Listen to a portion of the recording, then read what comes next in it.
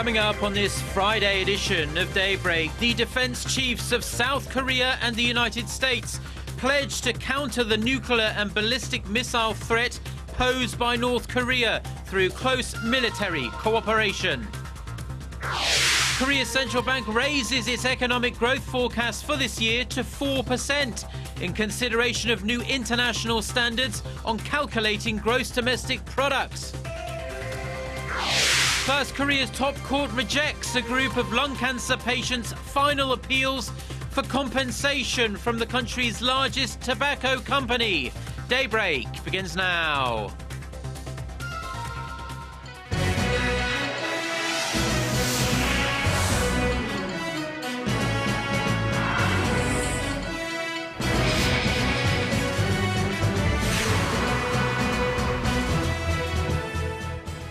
Hello and thanks for joining us. To our viewers here in Korea and around the world, it's 6 a.m. on Friday, April 11th here in Seoul. I'm Mark Broom and you're tuned in to Daybreak.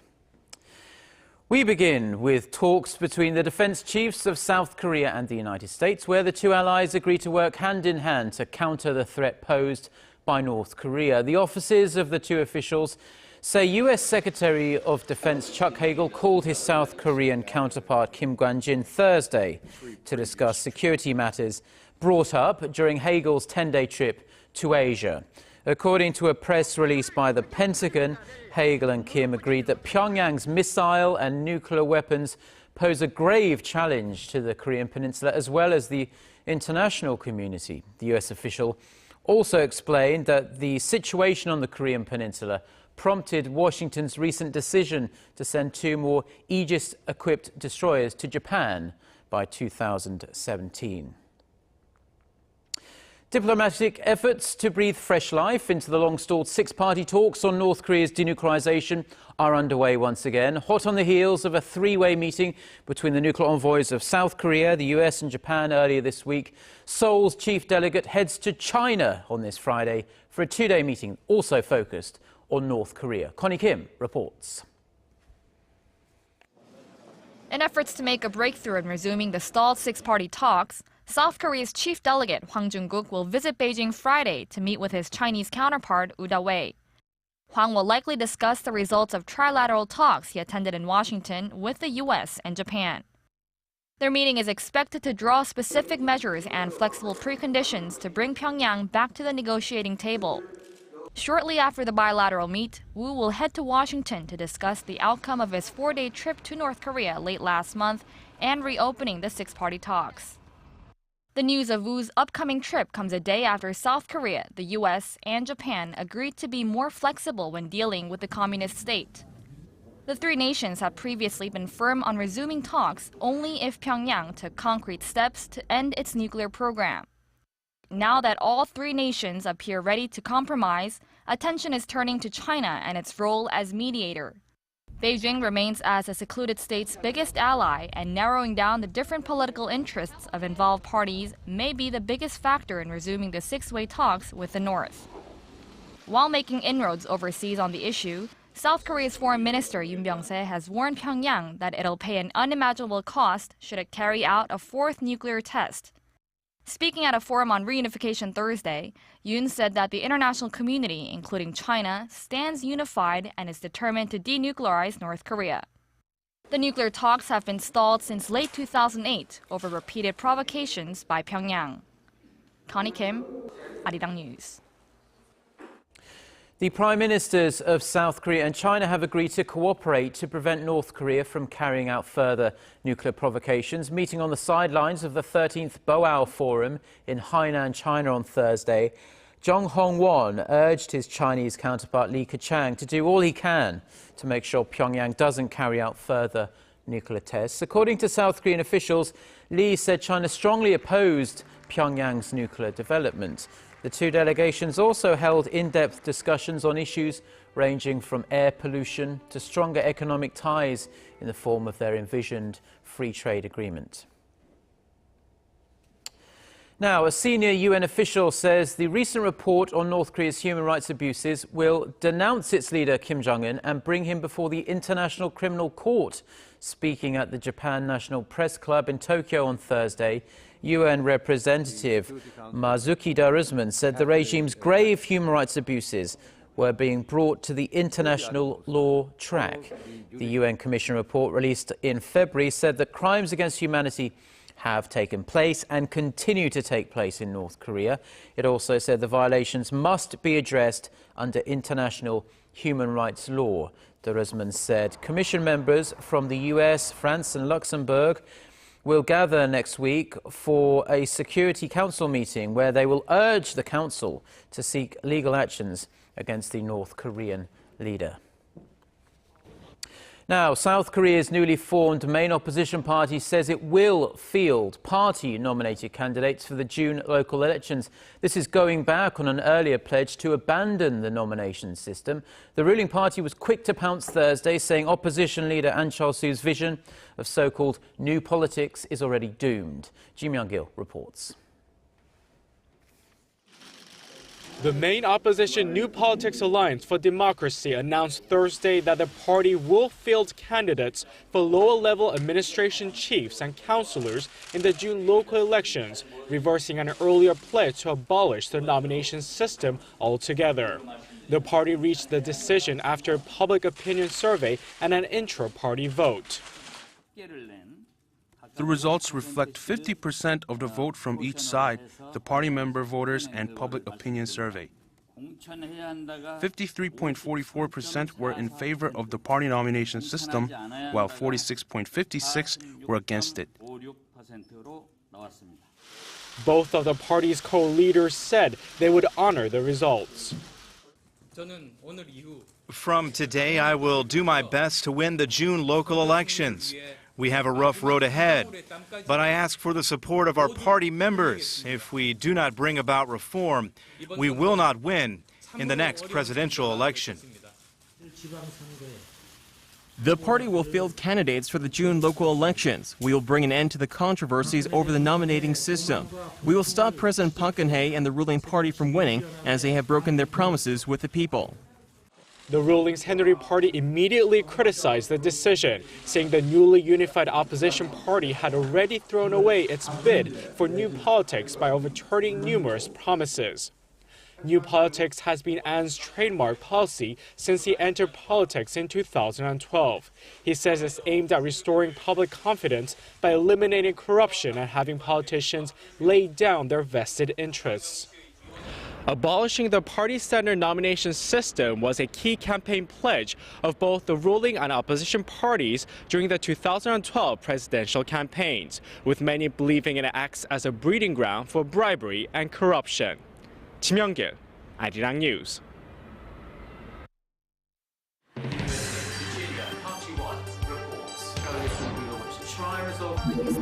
We start before the sun rises to bring you the latest stories out of Korea. We also lead the way with important global coverage. Stay on the pulse of what is happening with Daybreak.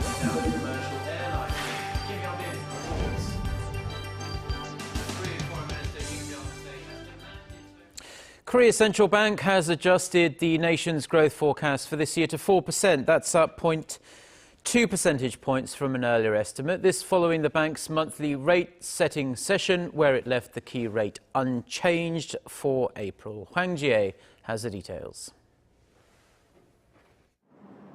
The Bank of Korea says the domestic economy is beginning to return to its normal growth track.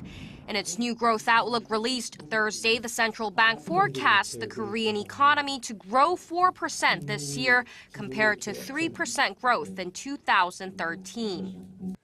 The pace of recovery we're seeing now is 4% annual growth. This is matching up with the nation's potential growth rate. The new growth forecast is up 0.2 percentage points from the central bank's earlier outlook in January. But the bank said the upward revision does not mean the domestic economy is on track to a stronger recovery. Instead, it cited the central bank's recently adopted new international standards on calculating gross domestic product. The new standards, which include contributions from new sectors like research and development, mainly led the rise in the growth forecast. The outlook itself is not that different from January. For next year, the bank expects the Korean economy to grow 4.2%, also up 0.2 percentage points. However, it lowered the nation's inflation outlook for this year to 2.1%, citing a drop in prices of agricultural products in the first quarter. The Bank of Korea also left its key interest rate unchanged at 2.5% for the 11th straight month in April, as widely expected. The central bank went on to say that there could be a rate hike in the second half of this year if inflation goes up. Hwang Ji, Arirang News. Now to some positive news on Korea's trade front. The country's exports of information, communication and technology products set a new record for the first 3 months of the year. The Trade Ministry says outbound ICT shipments grew almost 9% in March from a year ago to $15 billion. The $41.2 billion recorded in the first quarter marks a new quarterly high. The sector also enjoyed a record trade surplus, growing shipments to key trading partners like the United States and China is accredited with the record numbers, with mobile phones, semiconductors and televisions all logging strong growth. The council in charge of realising a creative economy, which was one of President Park Geun-hye's key campaign pledges, has some advice for the president. Choi Yu-sun walks us through some of their recommendations. President Park's advisors say the technology of public research institutes and the business management infrastructure of the private sector should merge to realize the president's vision for a creative economy. At a meeting of the Presidential Science and Technology Council Thursday, the head of Daegu Gyeongbuk Institute of Science and Technology spoke about how Korea stands just 39th in the world in terms of the economic benefits from acquired skills in the field of science and technology. Referring to what are called technology investment companies, Shin Sung-chul said public institutes are allowed to only focus on research while private firms take over the management. The profits from commercialization can then be reinvested back into research. A special committee of engineering experts and government officials also reported to President Park about the need to innovate Korea's engineering schools and how to go about doing it. They said while the number of university engineering school graduates in Korea topped OECD rankings last year, the graduates often lack practical skills and struggle to adapt in the field. That, according to the committee, is because schools assess and hire professors based on the number of their theses, not their on-site experiences. Also, they say there aren't enough exchanges between industries and universities. The presidential advisors then said schools should assess professors based more on practicality and motivate them to gain more experience in the private sector. They added businesses should be encouraged to cooperate with universities, and the government could act as a bridge between the two sides. The proposed measures will be presented at a public hearing before they're drafted into a government plan. Choi Yu-sun, Arirang News. The country's top court has stubbed out a years-long legal battle over smoking, ruling against a group of lung cancer patients who had appealed for compensation from Korea's biggest tobacco company, KT&G. Kwon So-ah reports. A 15-year-long legal battle between cancer patients and Korean cigarette maker KT&G has come to an end, and the tobacco company has come out on top. The Supreme Court ruled Thursday against patients who claimed that their years of smoking had caused their cancer. The dispute dates back to 1999, when 36 people, including 7 cancer patients and their families, filed lawsuits against KT&G and the country, demanding financial compensation. They alleged that the company had used chemical additives to enhance the effect of their cigarettes. The Supreme Court said in its ruling Thursday that there wasn't enough evidence to prove the claim. Back in 2007, the Seoul District Court said there was no evidence that cancer was directly caused by smoking cigarettes. 4 years later, the Seoul High Court did acknowledge that there was a cause and effect relationship between smoking and lung cancer in 4 patients. but that there was still no proof that KT&G gave false information about their cigarettes. A total of 4 tobacco-related lawsuits have been filed in Korea, but so far, none of the plaintiffs have won their cases. I don't think this should be a matter of filing a lawsuit. Everyone knows there is a high risk of getting cancer when you smoke. I feel like the court's ruling shows a lack of trust from the people towards the country. That's why I think there should be some compensation or an apology. Legal experts say in the case of individuals, a case-by-case investigation is required on when the plaintiff started to smoke, when the cancer appeared, and a whole host of other factors. If more tobacco-related lawsuits are filed in this way, there is a low chance that the plaintiffs will win. If they focus more on issues like unfair profits, they might have more success. This could be the case in the near future, as the National Health Insurance Service is expected to file a lawsuit against KT&G soon, which would shift the focus from individuals to public organizations. Kwon So-ah, Arirang News.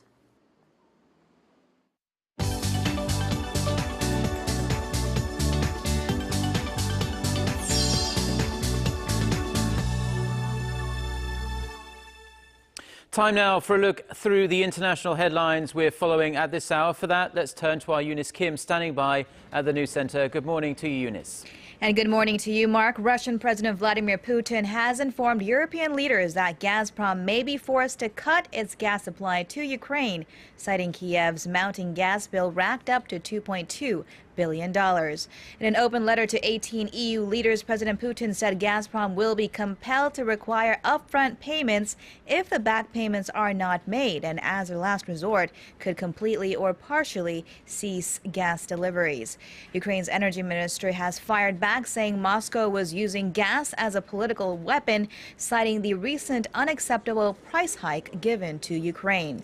Meanwhile, Ukrainian President Alexander Turchinov said pro-Russian separatists occupying state buildings in eastern cities will not be prosecuted if they disarm and step away now. He told Parliament he was ready to formalize the guarantee with a presidential decree. A UN peacekeeping mission will soon be dispatched to the Central African Republic, concerned to be spiraling into genocide in a bloody conflict between Christians and Muslims. The mission, made up of up to 10,000 troops and 1,800 police officers, was unanimously approved by the UN Security Council Thursday. It also urged the Central African Republic to accelerate preparations to hold free, fair, transparent, and inclusive presidential and legislative elections no later than February 2015.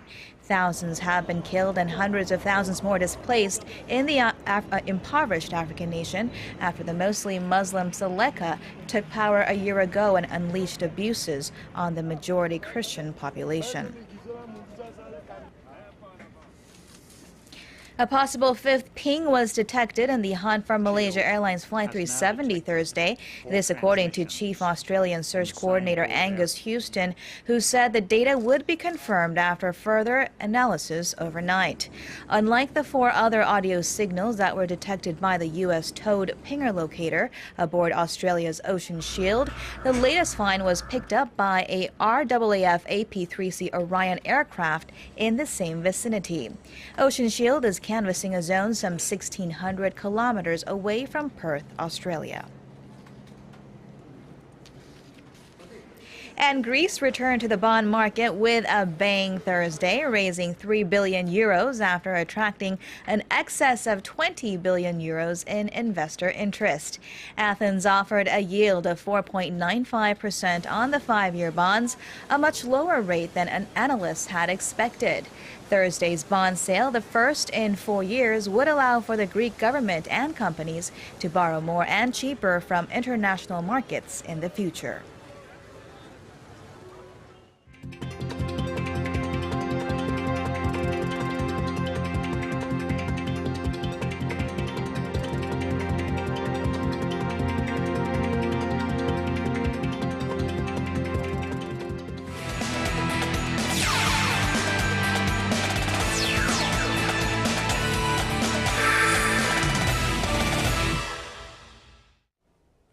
And TGI Friday, everyone, as we kick things off with one of the biggest golf tournaments with the 2014 Masters, which finished its first round. And even without Tiger Woods in the event, it was still an exciting first round. Of course, on the first day of the event, Bill Haas had a nice day shooting a 4-under overall, having the lead for most part of the day, while Adam Scott, the 2013 winner, finished off at 3 under par. Meanwhile, for South Korean Che Kyung-ju, aka KJ Choi, not a bad day as well, as he finishes off at 2 under par.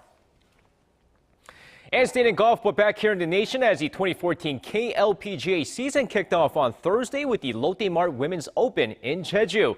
And with the last season's star Chung Hong-won not competing due to her recent participation at the Kraft Nabisco Championship, we have two leaders after the first day, as Kim Min-sun and Lee Min-young are tied for first at 7 under par. Meanwhile, An Si-hyun and Kim Hyo-ju aren't too far back as well, as they're tied for 7th at 4 under par. And moving over to figure skating, where the lucky fans who managed to purchase tickets to Kim Yeon-ha's farewell ice show have less than a month until they finally get to see the event. And on Thursday, her program was revealed. And if you're a big fan of the hit animation film Frozen, it's going to be a treat, as the figure queen is set to open her show with her performing to the hit song Let It Go and other medleys of the songs from the movie. And closing off the event will be her performance to Francesco Sartori's Time to Say Goodbye, as the show will take place from May 4th to the 6th. And now moving over to Game 6 of the KBL Championship Series between the Changwon LG Sakers and the Ulsan Mobis Phoebus, with Mobis one win away from their second straight title. And just like the entire series, this game is a close one as well, as Mobis takes a slim 38-34 lead at the half, but Mobis' Moon Tae-young puts up 25 points and 11 rebounds before fouling out, helping Mobis take this game 79-76, as Mobis wins back-to-back titles and their 5th overall championship. Meanwhile, Moon Tae-young was named the KBL Championship MVP. And now finishing things off with some Thursday night's KBO action, as the Nexon Heroes beat the Kia Tigers 5-4, with the Lotte Giants beating the LG Twins 4-1 on a walk-off home run by Luis Jimenez, while the Tucson Bears beat the SK Wyverns 5-0.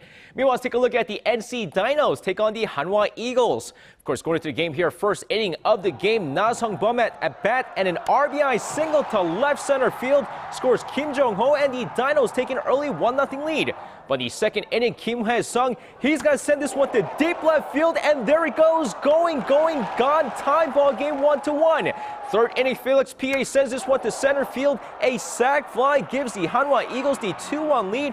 Before this play here, this is going to be an RBI ground out by Kim Hae-sung. Double play not in time, 3-1. Fast forward to the 9th inning, game tie 3-3. Ko Dong-jin strikes out, but a pass ball scores Felix PA from third, and that's the eventual game-winning run, as the Hanwha Eagles win this game 4-3, your final score. And that's going to wrap it up for me. This has been SJ. Have a great weekend, everyone, and see you guys again for your sports needs.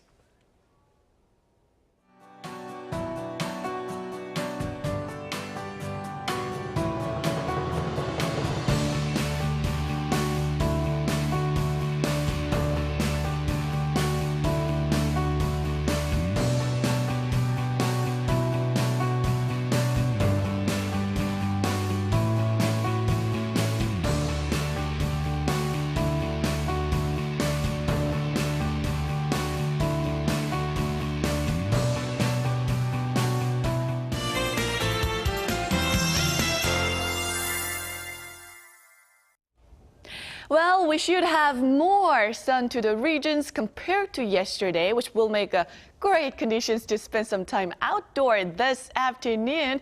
And today is pretty much a repeat of yesterday's weather conditions. Temperatures jumping to near 20 degrees Celsius across the regions. And as for this weekend, unlike we expected, the upper parts of the regions will not receive showers, but areas down south will, with less than 5 millimeters of rainfall. And I'll have more updates on the weekend weather forecast on our next newscast. With that in mind, let's take a closer look at the readings for today. The morning low here in Seoul starts out at 10, but it will get up to 19, while Daegu and Gwangju should peak at 22 and 24 respectively, and Busan will stay in the late teens. Now for other regions, it looks like down on Jeju and Daejeon will pick 19 and 22 respectively, and Mount Kumgang should see a high of 12 this afternoon. Well, that's all for Korea, and here's the global forecast for viewers around the world.